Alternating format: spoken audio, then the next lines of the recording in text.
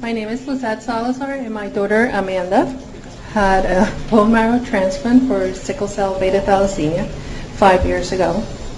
And today we're here for Transplants for Sickle Cell Disease, Living Well After the Cure. I will be your moderator. And it's my pleasure to introduce Dr. Shalini Shenoy. And Dr. Shenoy is the Medical Director of the Pediatric Stem Cell Transplant Program at St. Louis Children's Hospital. Her research focuses on pediatric transplant trials designed to improve safety and efficacy of stem cell transplantation by minimizing patients' exposure to high-dose chemotherapy and radiation. She just completed a national trial of unrelated donor transplantation for thalassemia and is the principal investigator for the national SCIRT trial for sickle cell disease using matched unrelated donor bone marrow. Joining her is Dr. Bhatia and Dr. Krajewski. Dr. Bhatia directs the Pediatric Stem Cell Transplantation Program at New York Presbyterian Morgan Stanley Children's Hospital, Columbia University Medical Center. She helped develop a reduced toxicity transplant regimen for sickle patients with a sibling donor, which has proven to be extremely effective with few long-term complications.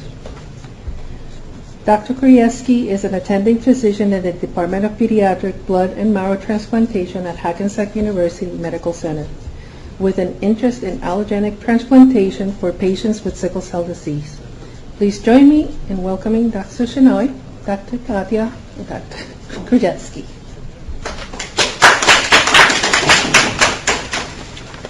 Thank you so much for inviting me. What I will do is I'll take about, say, 30 minutes to kind of introduce you to the topic, and then maybe we can have a little chat session to talk about our experiences. There's 3 of us that have done quite a few of these transplants, and maybe we can chat more about them. So I plan to go through these, the natural course of sickle cell disease, to give you a sense for what we know now in the recent years about how sickle cell disease is doing as it's followed long-term, something that we didn't used to have access to before until it was looked at systematically. The advances that have happened in supportive care of sickle cell disease, which actually has changed care of these patients quite a bit. Indications and outcomes for stem cell transplants, such as who do we offer transplants to, or who should we offer transplants to, and what to expect with and after the transplant. What's the experience, or what do we need to be prepared for as we think transplant for patients with sickle cell disease.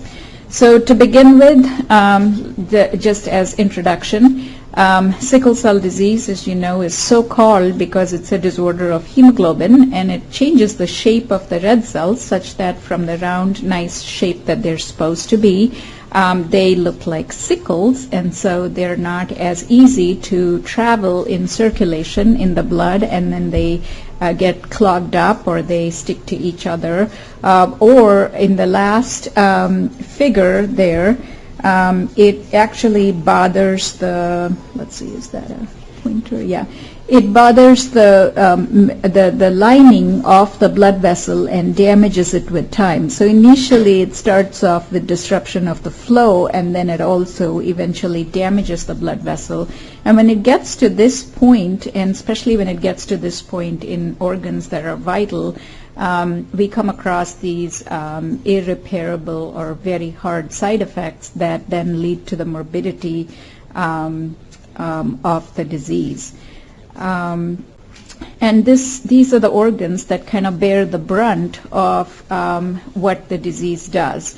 So this, as you can tell, is a baby's hand, and this is a condition, what we call dactylitis, where the blood supply to the area is kind of blocked off because the blood cells don't travel that well. It gets inflamed, it hurts, and pain, as you know, is a very important manifestation of the disease.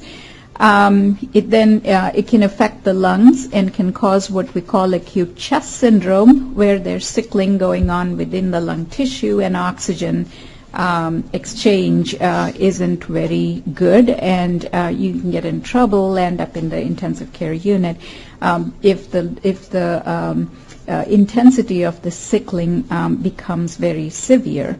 It can bother the bones. That's a bone film over there. The bones and the joints bear the brunt of a decreased blood supply and also degeneration, a condition that we call avascular necrosis in the bones, a painful condition that destroys the joints as well.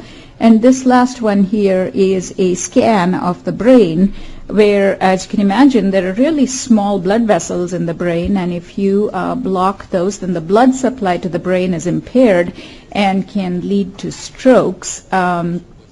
And can lead to what are called silent strokes as well, where it doesn't really manifest as a neurologic disease, but then performance and just the general characteristics, the development of the brain gets hurt and doesn't do very well, and so with time you see the side effects of something like that on the patient. So because we've begun to recognize that every organ in the body can be involved by this, and I haven't even gone through the others, such as the eye and the kidney and so on, the severity of this disease is becoming apparent. What we are limited by is we don't know who's going to be the very severe sufferer from the disease, whereas who's going to get away with mild symptoms. We can predict it to some extent depending on the kind of hemoglobin S combination they have, but it's not totally clear. It's not uniform. Some people manifest and become very severe at a very early age. Some people take several years before it happens. But I think what we've learned over the ages is that given time, the sickle cells continue to cause the damage, so that if it didn't catch up with you at a young age, it almost always does in the sort of the second decade and the third decade, and that time is not very smooth at all, no matter how childhood was at presentation. So there are about 100,000 people with sickle cell disease in the United States, many more in countries where this disease is endemic. So there are over the world millions of people that suffer from this disease. If you track the course of the disease within the United States, in the early 1910s to 1950s, it caused sudden death because we didn't know how to intervene on time or what to expect. In the 50s, penicillin prophylaxis came into being. Patients with sickle cell disease don't have splenic function because they infarct their spleen, and then they are susceptible to infections that the spleen was able to handle before it lost function. And so the penicillin prophylaxis kind of took over the spleen function, and 50% of patients then survived up to 20 years of age, which is a big difference from the decades before that. Subsequently, in about 1980, came the other supportive care interventions, and those would include hydroxyurea, blood transfusion therapy, and so on. And so the mortality again went down. It was about 15% 10-year mortality for the 20-year-olds, and you can see how much difference time and understanding of the disease has made. And we continue, I think, to kind of track the disease and see how interventions might help to try to make this follow-up better. So most of the intervention for the disease is supportive care. It's not a cure. It is trying to keep the symptoms and the damage under control as best we can. The big advance is hydroxyurea. It has resulted in 40% less pain. It has dropped the mortality of the disease. And there are other drugs that either act similarly or try to decrease the amount of inflammation that are in trial. None has been as successful so far as hydroxyurea, which has made great strides in this disease. The other big change has been our ability to give blood transfusions to start early and to also anticipate the need for blood transfusions. And it's only used when the symptoms are warrant that you transfuse somebody long term. And once you commit someone to blood transfusions, and a lot of this is because they either have central nervous system manifestations, or they have chronic pain, or they have severe lung disease, then you sort of commit them to transfusions for life, because if you stop the transfusions after several years of keeping a patient asymptomatic, it's been shown that your symptoms just come right back again, so you can't ever stop that. So transfusion practice has improved. We are able to type the red cells better. We're able to do what's called erythrocytophoresis, where you put in a central line and you hook the patient up to a machine where you take out the sickle cells and put normal cells back in. So it's kind of an exchange as opposed to just transfusing more and more blood. We've got good chelators because iron overload is a huge problem with transfusions, and we've got used to have IV or subcutaneous chelators before, and now the oral medications work quite well. And then sickle cell centers have developed sort of established pain plans and when to intervene and how to get to them faster. And the newer medications that are available to us, all this has made a difference in how sickle cell disease is treated. I will say, though, I will preface this saying this difference is most obvious in the pediatric age group. It seems like children are easier to treat, and it's easier to get a benefit from all these interventions. As you grow older, the amount of damage that happens with sickle cell disease is quite severe, and some of these interventions don't work so well anymore. And that's been our understanding of that has been the downside of all the supportive care progress that we've made in treatment of this disease. So if you talk to the adult hematologists, their view of the disease is very different from the pediatric hematologists who actually have seen a lot of this improvement, not so much in the adult world.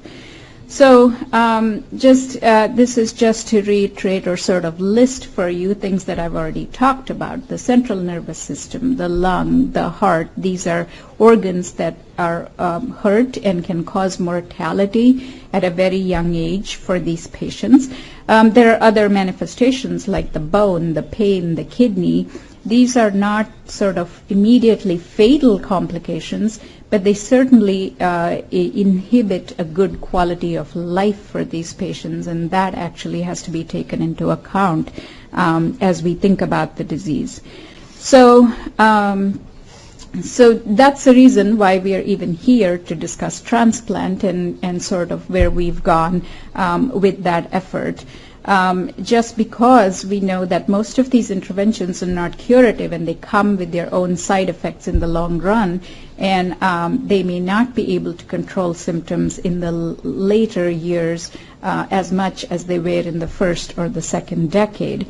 So much so that we know now that the average lifespan of a patient with sickle cell disease is still only about 35 years, especially in those with severe symptoms and progressive complications. So what does it mean when we say transplant? What we need, first of all, is a donor who is tissue matched with the patient, and a brother or a sister is the best match even if they have the sickle cell trait. So the trait patient is asymptomatic, and after a transplant, a patient with sickle cell disease is left back with a trait, which is better than having the disease. So that's acceptable. Younger patients, that is those that are less than 17 years of age, tolerate the transplant better, and I think you can deduce that from what I've said so far. The amount of damage is less in children, and in turn, when you do something very severe or serious like a transplant, they tolerate it much better than the older patients do. The sources that we have to do this transplant are either bone marrow from a donor or peripheral blood cells from a donor, cord blood cells from a donor, and so on. And the level of tissue matching has been a moving target. If you have a completely matched donor, that's great. If you have a mismatched or a half-matched donor or a haplo-identical donor, as we call it, you have to jump through a few more hoops to try to get the transplant to be successful. There are other things you'd monitor for, and it's a little more intense. But we've gotten to the point where we try to do the best we can using the best donor we have available to us. So a lot of strides have been made in that direction. So the donor stem cells supply the blood cells and also supply the immune system to the patient. So once you change the blood over, that's what amounts to the cure, because you don't have circulating stem cells anymore if the donor didn't have a trait, or you have half the cells circulating are sickle cells, but the other half are normal cells, and that keeps those symptoms down. So that's easier said than done. Nobody can just take cells from somebody else and make it a go and have a successful transplant. The patient has to be prepared with multiple agents to be able to accept these donor cells, and then there is a long period of recovery before they return back to normal, depending on the type of transplant. The better matched a family donor, a brother or a sister, you recover much faster. The more mismatched or the more unrelated the sources, the longer it takes to recover from such a transplant process. So it's not like you can sit a patient down and have the same talk for everybody. Every discussion is different based on what the patient's symptoms are, what the risk factors are, who the donor is going to be, and how the transplant is going to be done. So it's very variable. In general, there is a prolonged period of recovery, and everybody needs to understand that to be able to get to a success after the transplant. It needs multiple drugs, it needs monitoring, and it needs supportive care. So a lot of interaction between the transplant team, the supportive care team that helps with the transplant, the patient, and the family. So it's got to be a joint effort to get this done. So who do we transplant? So there are some absolute indications that we take as this is a patient that will benefit from discussing transplant, and those are, as you can imagine, the very severe manifestations. The stroke, the central nervous system problems that have already occurred, suggesting that more problems may come along the way no matter how intensely you treat them. That happens to be an absolute indication. Patient with repeated chest syndrome, suggesting that there is ongoing lung damage, and if you continue with that on that trajectory, you could have irreversible lung changes. You want to get to them before they get to that part. Severe repeated pain crisis, a patient that spends most of their time in the hospital and has no time to pursue a normal lifestyle outside of the hospital. Those patients could benefit from going for the cure if nothing else has worked. Organ damage that's progressive, especially the kidney, the bones, the liver, you can imagine how this would interfere with quality of life.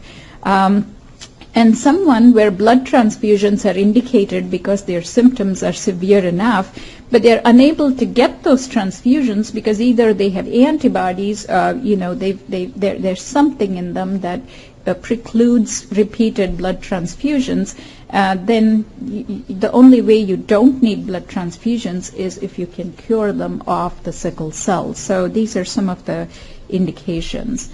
Now, the benefits of transplant have been sort of described with time, because transplants first started for sickle cell disease in about the 1980s, sort of the mid-late 1980s onwards.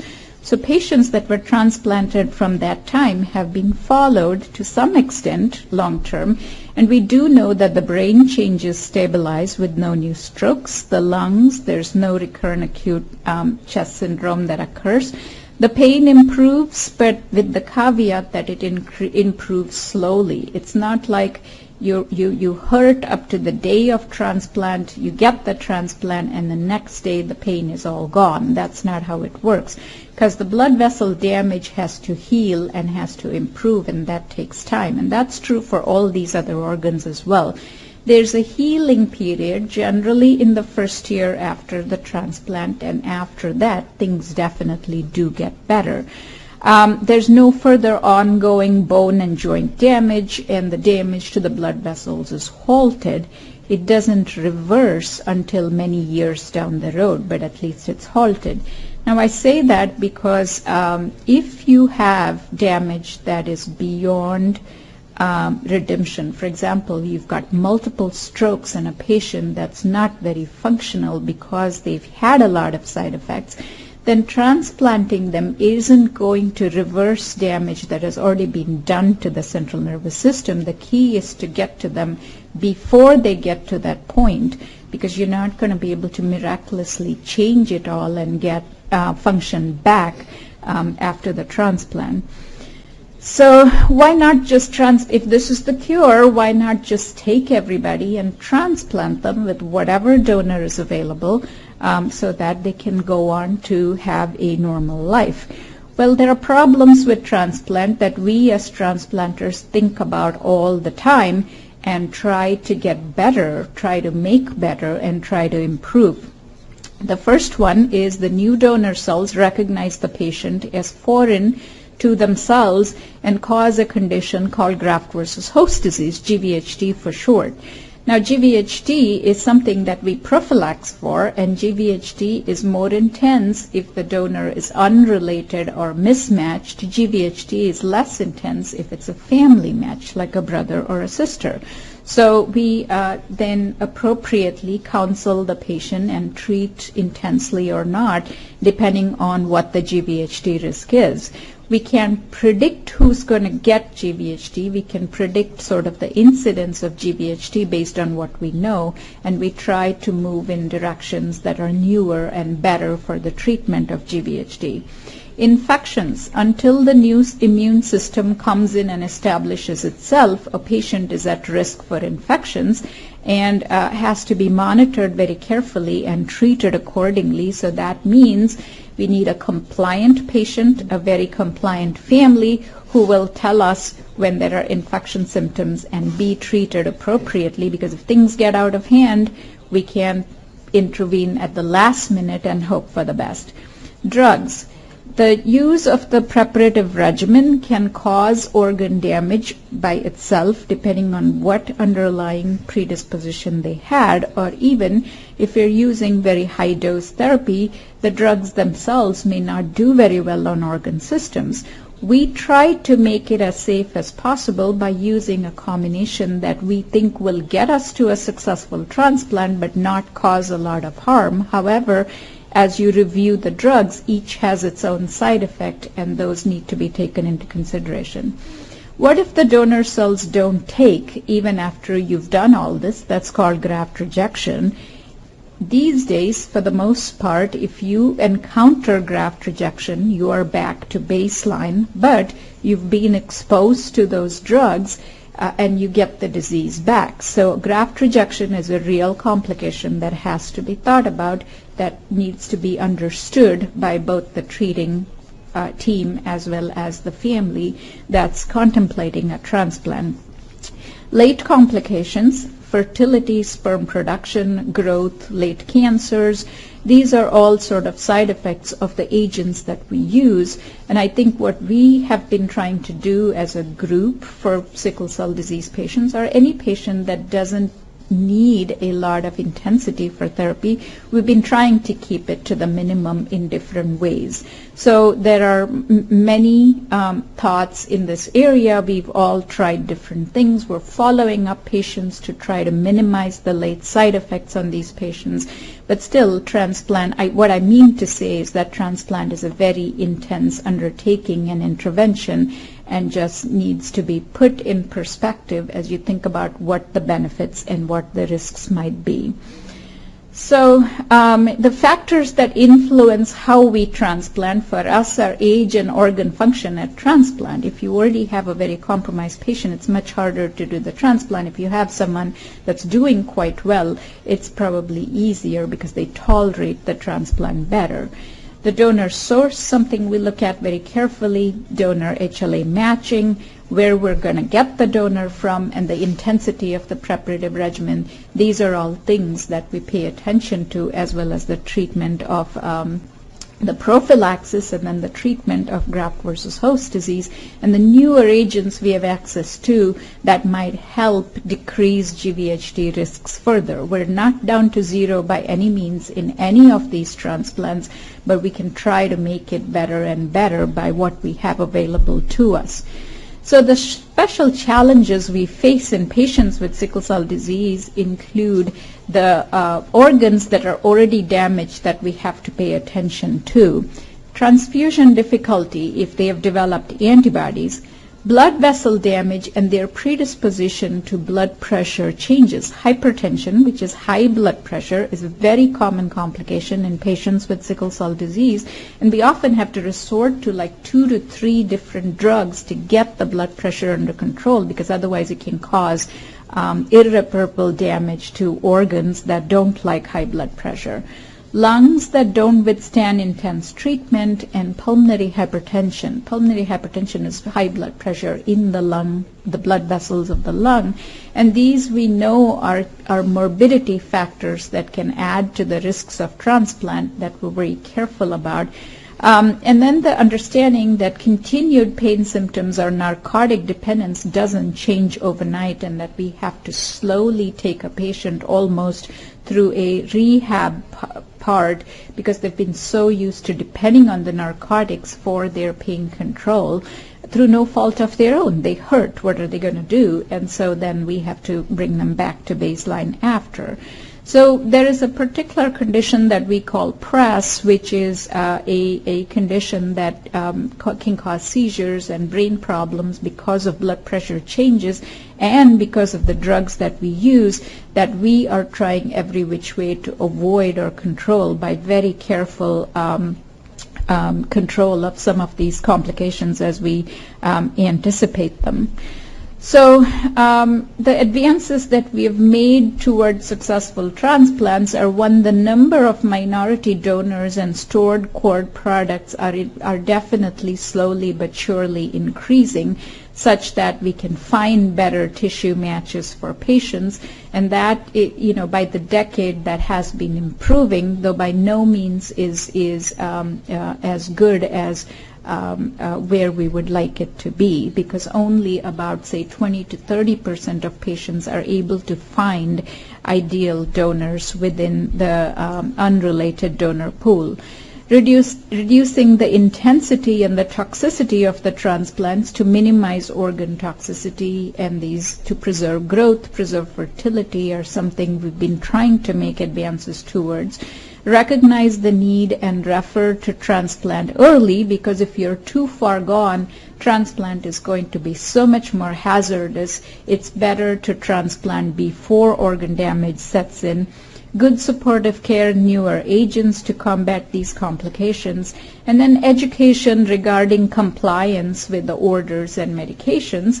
You can imagine transplanting a 16-year-old who's feeling really good after transplant, has been asked to take about 20 medications and decides, I'm only going to take 5 of them, forget the other 15.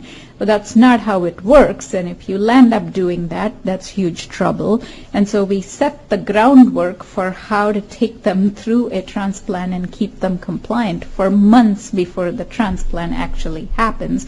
And then we continue to preach until they are on safer ground beyond that. So outcomes, over 90% of sickle cell disease can be cured if there's a family matched donor. We can successfully perform these transplants with lower intensity than we used to before, and then alternate donor transplants or half-match transplants or mismatched transplants are all experimental protocols that we are running to see if we can improve outcomes with transplant for sickle cell disease, especially in those people that don't have a good matched sibling donor that we can fall back on. And a follow-up, which is extremely important. It's not just enough to get the transplant and be done with it. We need long-term follow-up to figure out how these patients do longer term. And there are a lot of transplant-related GVHD, immune function and stuff that we need to track. We also need to track disease-related side effects, such as how's the brain doing, no more strokes, how's the lung doing, has it stabilized. This is absolutely essential to do after the transplant is done. So from the patient perspective, there's the preparation for transplant, which takes about a month or so, which means a lot of trips to the hospital. A hospital stay that can take as long as 4 to 6 weeks for a recovery after this conditioning and the infusion is given. Outpatient follow-up once or twice a week for about 2 to 3 months, and then slowly reduce the frequency, but definitely follow at very particular time points. And hospital admissions for any complication, fever, blood pressure, headaches, seizures, absolutely back into the hospital with the primary transplant team, I might add, because they are the ones that know how to deal with these complications. It's not enough to just go to a hospital that's never dealt with these complications before. It has to be with the transplant team. And it includes a lot of medications, as I said before, frequent blood tests for levels, etc., so adjustment can be made. Isolation until the immune system recovers. There's no school, there's no work, there's no parties, there's no friends. Maybe someone can visit home, but you can't really go in and throw a gala, 10 days after the transplant is being done. Need to remain in communication with the medical team, and there have to be caregivers and support at home to help a patient through, because once you're isolated like this, it takes a lot to head back to baseline. Definitely a slow but certain improvement in pain symptoms, and then we follow patients after they're out of the woods at milestone time points. I only brought this to 24 months, but really if you talk to my transplant colleagues here, we'll all tell you that it has to be yearly, even beyond that, to make sure we know what the long-term outcomes look like. And these are some of the organs that we follow and track and treat as needed. Our goal is to get these all back to baseline after the transplant, obviously. And then we continue with organ function testing in the long term, and that includes the heart, the growth and development, function, hormone functions, puberty, reproductive health, bone growth, and so on. And then getting back to a normal lifestyle includes a performance score to see where your functional capacity has leveled off and make sure you incorporate back into society to be a productive citizen, resume and complete immunizations, and track quality of life. Physical and mental well-being are extremely important, as are physical stamina, social life, job opportunities, etc., and integration back into the family.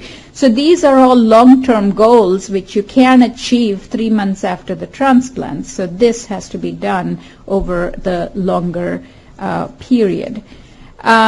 And then the cost and the lifestyle. There's been a lot of discussion about the costs of transplant, and I just want to say that the costs of transplant are acute during and after transplant, and the hope is that with the long term you take away the frequent admissions and the ongoing costs through your lifetime that would be necessary should the disease continue. Gene therapy, I did want to mention that briefly, is still experimental. We don't have any detail on whether we are able to use the patient's own cells, change the gene, put it back into the patient and get rid of the disease, but there are certainly experimental protocols trying to do just this, and if we did this, that would change the face of transplant. I think it's got a few years to go, but it's certainly in the works, and there are investigators thinking about this. And in summary, this is just to summarize what I've told you. Transplant can cure sickle cell disease. The risks are minimal when patients have matched donors. It gets, more intense when you have donors from unrelated sources or mismatched sources. And then improved transplant methods, many of which we've used in our protocols, are trying to help make these outcomes better. And that brings me to a very important point, which is enrollment on clinical trials and follow-up is critical. You just don't take a patient to transplant. You take a patient to transplant under a guided trial so that you can track outcomes very carefully. And expanding minority populations in the bone marrow and cord registries is critical so that we can actually find donors for patients. So I'll end with that, and we're ready for a discussion if you guys have questions. And I'll let Dr. Bhatia and Krzyzewski to pitch in and tell us to add to this before questions. Anything else? This child, by the way, she's a cord blood transplant recipient. She's very happy for me to show her picture, in case you're wondering how I put a patient's picture up there, but she has given us full permission to show it. She had strokes and just wasn't doing well. It's being recorded, so it's helpful. I was just curious, in patients that are sicklers, is there a certain age where you would not transplant them? So, when they're reaching the end of adolescence or into adulthood, young adulthood? That's a great question. So in the past, we hesitated to transplant them beyond sort of 16, 17 years of age because they didn't seem to do very well depending on how severe their disease was. Okay. However, with some of the newer interventions, we know how to treat GVHD better. We have conditionings that might be tolerated a little better even with a little more severe disease. With the acceptance that outcomes are going to be compromised the later the transplant is done, we do offer, there are studies actually that are looking at transplanting young adults, and I believe the current, there's at least one protocol that goes up to 30 years of age, trying to find patients that are certainly not responding to their supportive care and would benefit from transplant, and could potentially go through transplant with what's considered more of a reduced toxicity regimen to see if they can tolerate it. Again, for those patients, just like the children, I would say it should be done on a protocol, a clinical trial, but there are modifications written into the trial to try to help patients that are older. So tread softly, tread carefully, is the message, but yes. That part yes. I understand. I mean, yes. I was just curious because, she's a transplant recipient. Hers was when she turned 15. But one of the things that back then, even now, not only for her, but just for anybody else in general, is there seemed to be reluctance as they were getting older. And I was just curious to know, has any of that reluctance changed or diminished in a sense that what you just mentioned? It's true, and I think where the bars are set are a little different. For example, you have to have over 90% survival if you're thinking a sibling donor transplant. That's why you talk to everybody about it. The older you are, I don't think you'll get to the 90%, so you may set your bar at 80. At what point do you consider that it's just not worth even doing it? That's where the stopping rules are set. If I have, mortality that's over 15 or 20%, this is not worth doing, and those are all written into protocols very carefully. Just a curious question.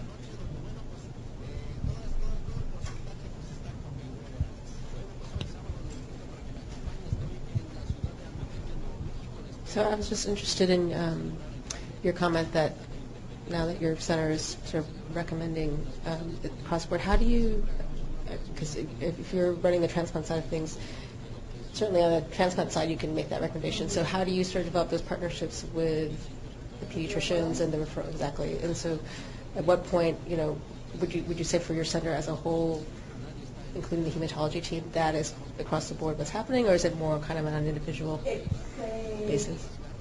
Evolving thing, let's say. So at Hackensack, it's a little bit maybe easier than some other places because we're the only transplant center in Jersey. So we have kind of our set referral centers, and it's not like, you know, they have another center in Jersey to go to. So what we've done is reached out to those groups and really tried to educate them. Like I've done grand rounds and things like that. Honestly, the biggest, I think, proponent is actually patients who have been through it, who then go back and see their hematologist and say, you know, this was a great thing. It, you know, I have a quality of life now, all that thing. But it's definitely an evolving thing. One of the biggest things we've tried to get the hematologist at Hackensack to do, and they're now doing it, is everyone who has a full sibling gets typing done, which was a big thing, in that they only used to do it if they thought they were sick. So that's actually changed things a lot. Unfortunately, only about 15% of them will have a donor who doesn't also have sickle cell disease. So, but at least they're doing that more often. So.